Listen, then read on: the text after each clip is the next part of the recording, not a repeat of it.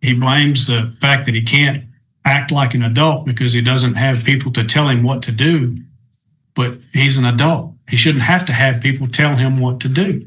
He's been given every opportunity, and just letting it expire would be not justice in this case. All right, sir. Are you Byron Jamal Morris? Yes, ma'am. And Mr. Morris was previously in court, entered pleas of true to counts 2, 3, and 5 in a motion to adjudicate on probation for the second-degree felony offense of burglary of a habitation.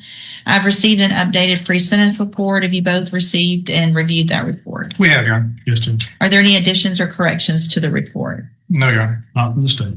All right. And so, Mr. Yes, sir.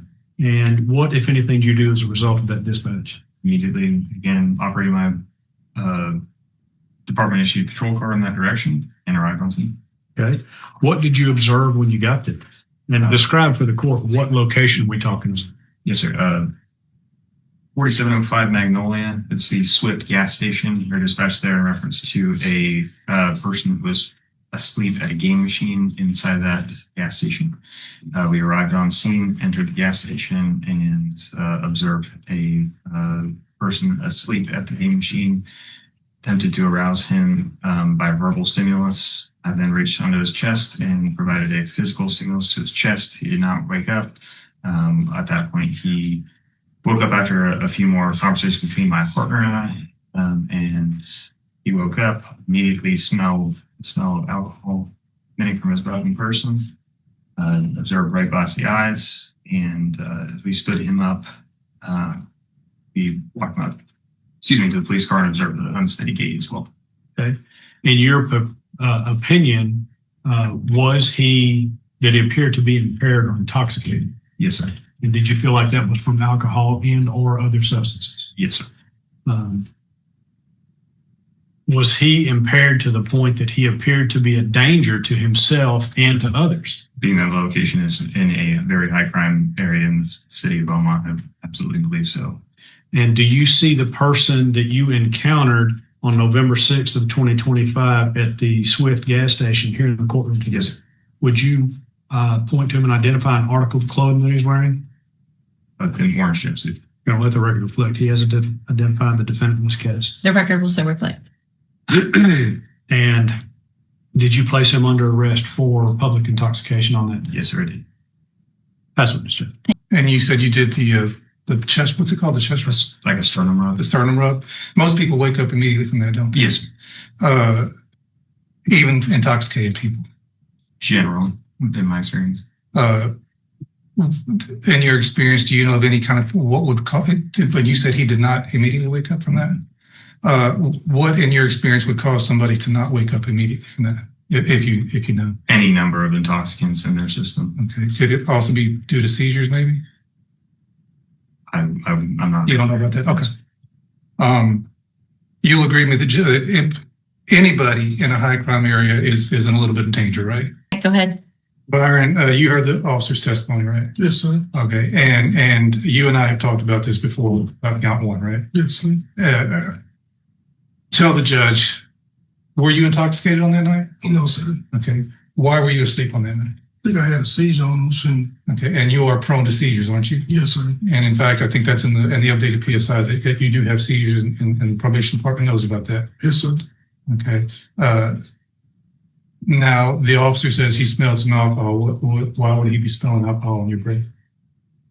The only thing I kind of remember was I might have had an open container in the apartment. But I really don't remember. Okay. So you admit that you might have been drinking alcohol on that night? Might have.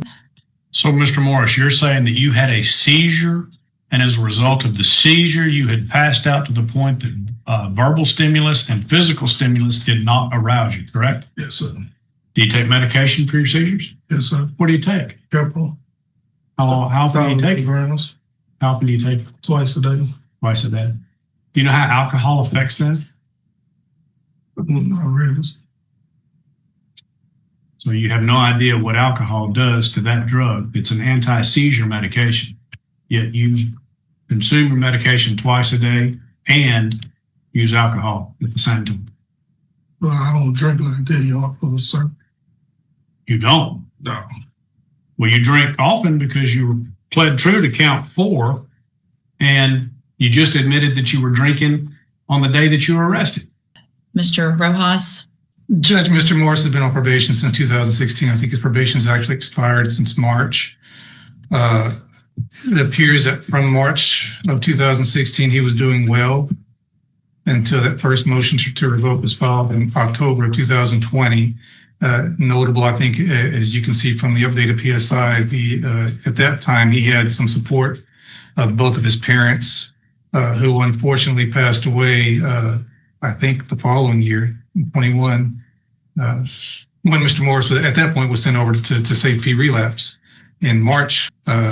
And that motion was resolved by jail sanctions and continued on probation. And that brings us to this new motion, which is filed from, I think in February of this year, with the new allegations. So he's been on probation for 10 years. Other than this new PI, he hasn't committed any new offenses, even though one was alleged. That case was dismissed in 23.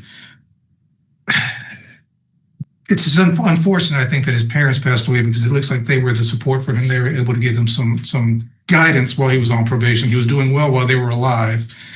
And even after they passed away, other than administrative violations and this new admitted drug use and alcohol use, which is serious. I understand those are violations of probation, but he seemed to be doing well until this new motion was filed.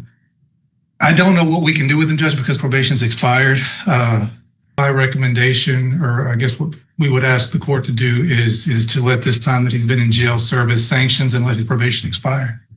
Right. Thank you. Mr. Smith? Judge, I believe the recommendation of the probation officer is absolutely spot on. I think he's taken advantage of the court's leniency. We've sent him to safety twice. He's been in drop. He's done the moral recognition therapy.